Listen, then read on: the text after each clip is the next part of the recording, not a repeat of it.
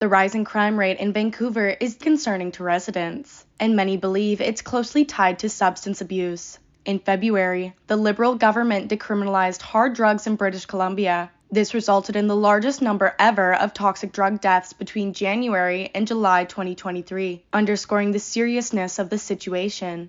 What do you think about crime rates in Vancouver? It seems like it's very high, especially in Gastown. When I'm going to sleep, I hear the ambulance, the police cars, sirens all the time.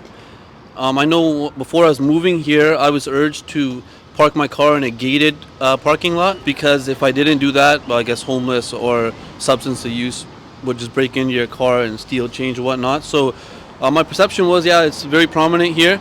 And just when you look around, yeah, you can see there's definitely an issue here. There are areas of Vancouver I avoid just because it makes me feel uncomfortable to see people homeless and the high drug addiction and things like that. And it makes me feel uncomfortable. I haven't yet had any problems in my 60 years of being attacked or robbed or anything like that. So I think the crime in Vancouver is a very safe city when you consider that we're 2+ million people. I haven't noticed too much. It's not like a major increase, I think. It's more of just lots of little things, because I work right at the Starbucks over there actually, so we see nothing major, but it's lots of little things, like there's more people that are out wondering about like drug abuse and all that stuff. And what do you think are the reasons? Substance abuse, homelessness, poverty, right? I would say primarily that's probably why if it's mostly petty crime. Like the crime rate of Vancouver, I think, evolves on a few things. First of all, population growth. And I'm not talking about immigration or anything, just population growth. I think that when people are homed, are housed, and they have an income, crime rates are down.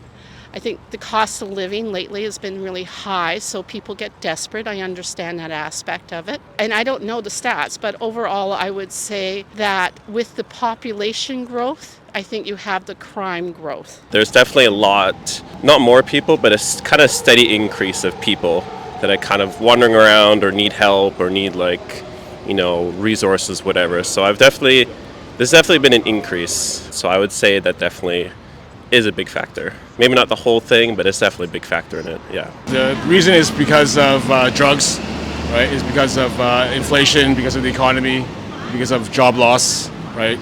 People can't, because of real estate, right? Prices keep going up and up, and people can't afford it, right? So, I mean, the rich is getting richer and the poor is getting poorer. Are you aware of any specific types of crimes that have become more prevalent in Metro Vancouver recently? Just I've just seen the windows being smashed, anything in the car that has value being taken. That's primarily it. But yeah, I was in an Uber, and an Uber driver was telling me that he's seen random people just go assault people randomly. I feel that bike crime is up, petty crime is up, home break-ins I think are up. A lot more like fights, I guess, or like physical attacks on people, like like stuff like that, like someone, whatever, crime-related or drug-related does, like stabbings or stuff like that, or just physical attacks on people, like they break and then they're just like, oh, I'm going to go hurt people. Gang violence, stabbings, shootings, I mean, that's always the normal. That's going on these days. I mean, if you turn on the news, read the newspaper, that's all you hear. Even at night on the weekends, you'll see that too downtown. How safe do you feel walking alone in your neighborhood during the day and at night? I feel safe. Just because, I don't know, I can probably fend for myself maybe, right?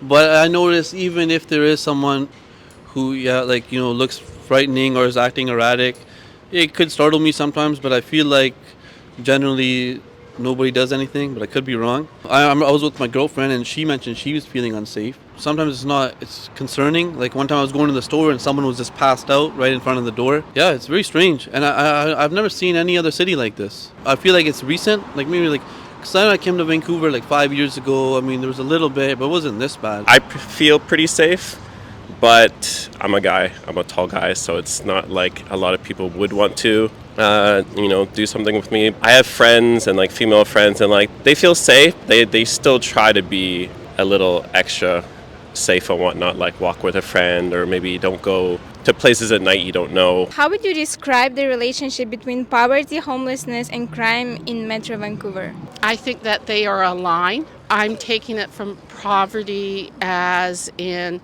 no employment, homelessness. People are desperate. That's what I look at poverty. I'd say it's pretty intertwined.